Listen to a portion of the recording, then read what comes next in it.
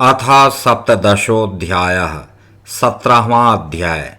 हिरण्यकशिपु और हिरण्याक्ष का जन्म तथा हिरण्याक्ष की दिग्विजय।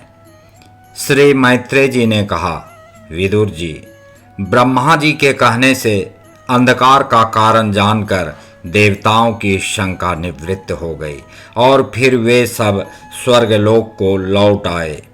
इधर दिति को अपने पतिदेव के कथनानुसार पुत्रों की ओर से उपद्रवादि की आशंका बनी रहती थी। इसलिए जब पूरे 100 वर्ष बीत गए तब उस साध्वी ने 2 यमज अर्थात जुड़वे पुत्र उत्पन्न किए। उनके जन्म लेते समय स्वर्ग, पृथ्वी और अंतरिक्ष में अनेकों उत्पात होने लगे, जिनसे लोग अत्यंत भयभीत हो गए। जहाँ तहाँ पृथ्वी और पर्वत कांपने लगे, सब दिशाओं में दाह होने लगा, जगह जगह उल्कापात होने लगा, बिजलियां गिरने लगीं और आकाश में अनिष्ट सूचक धूमकेतु अर्थात पुच्छल तारे दिखाई देने लगे। बार बार साएं साएं करती और बड़े बड़े वृक्षों को उखाड़ती हुई बड़ी विकट और असह्य वायु चलने लगी। उस समय आंधी उसकी सेना और उड़ती हुई धूल ध्वजा के समान जान पड़ती थी।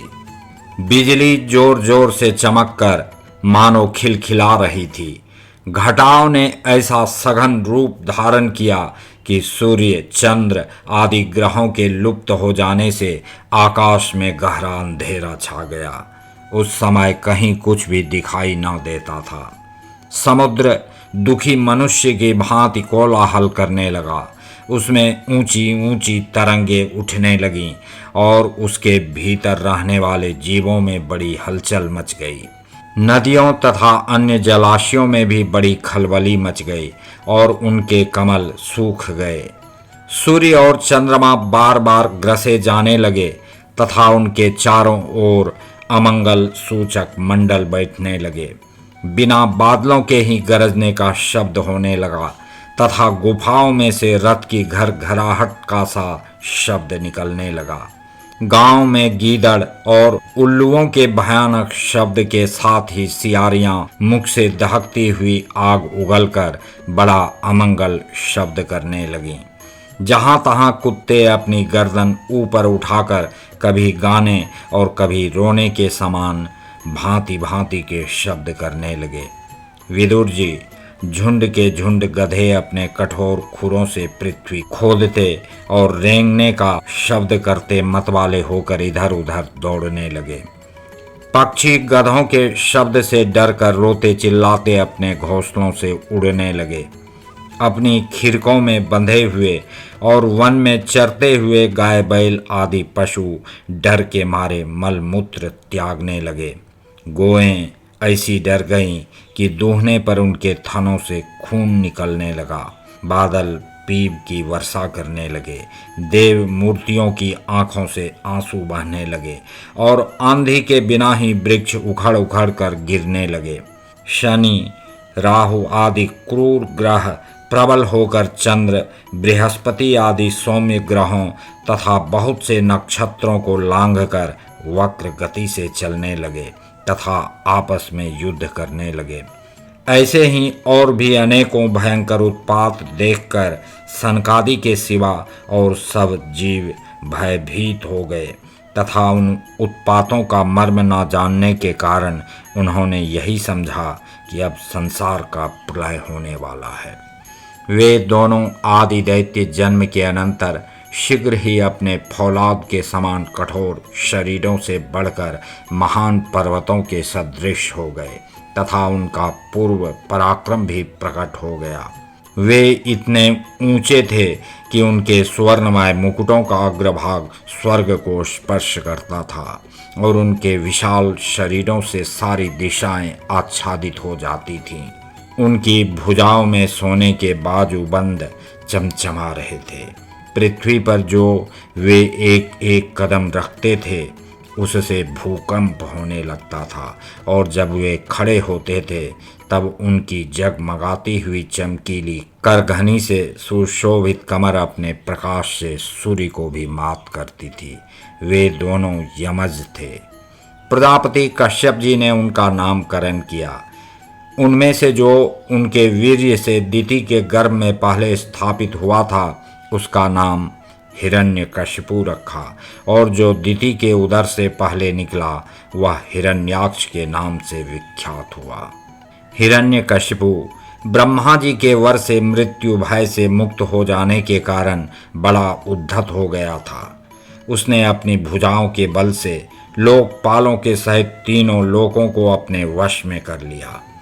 वह अपने छोटे भाई हिरण्याक्ष को बहुत चाहता था और वह भी सदा अपने बड़े भाई का प्रिय कार्य करता रहता था। एक दिन वह हिरण्याक्ष हाथ में गदा लिए युद्ध का अवसर ढूंढता हुआ स्वर्गलोक में जा पहुंचा। उसका वेग बड़ा असह्य था। उसके पैरों में सोने के नुपुरों की झनकार हो रही थी, गले में विजय सूचक माला धारण की हुई थी और कंधे पर विशाल गदा रखी हुई थी। उसके मनोबल, शारीरिक बल तथा ब्रह्मा जी के वर ने उसे मतवाला कर रखा था, इसलिए वह सर्वथा निरंकुश और निर्भय हो रहा था। उसे देखकर देवता लोग डर के मारे वैसे ही जहां तहां छिप गए, जैसे गरुड़ के डर से सांप छिप जाते हैं। जब दैत्यराज हिरण्याक्ष ने देखा कि मेरे तेज के सामने बड़े बड़े गर्वीले इंद्रादि देवता भी छिप गए हैं, तब उन्हें अपने सामने न देखकर वह बार बार भयंकर गर्जना करने लगा। फिर वह महाबली दैत्य वहां से लौटकर जल क्रीड़ा करने के लिए मतवाले हाथी के समान गहरे समुद्र में घुस गया, जिसमें लहरों की बड़ी भयंकर गर्जना हो रही थी। ज्यों ही उसने समुद्र में पैर रखा कि डर के मारे वरुण के सैनिक जलचर जीव हकबका गए और किसी प्रकार की छेड़छाड़ न करने पर भी वे उसकी धाक से ही घबरा कर बहुत दूर भाग गए। महाबली हिरण्याक्ष अनेक वर्षों तक समुद्र में ही घूमता और सामने किसी प्रतिपक्षी को ना पाकर बार बार वायु वेग से उठी हुई उसकी प्रचंड तरंगों पर ही अपनी लौहमयी गदा को आजमाता रहा। इस प्रकार घूमते घूमते वह वरुण की राजधानी विभावरी पुरी में जा पहुंचा। वहां पाताल लोक के स्वामी जलचरों के अधिपति वरुण जी को देखकर उसने उनकी हंसी उड़ाते हुए नीच मनुष्य की भांति प्रणाम किया और कुछ मुस्कराते हुए व्यंग्य से कहा, महाराज, मुझे युद्ध की भिक्षा दीजिए। प्रभो, आप तो लोकपालक, राजा और बड़े कीर्तिशाली हैं।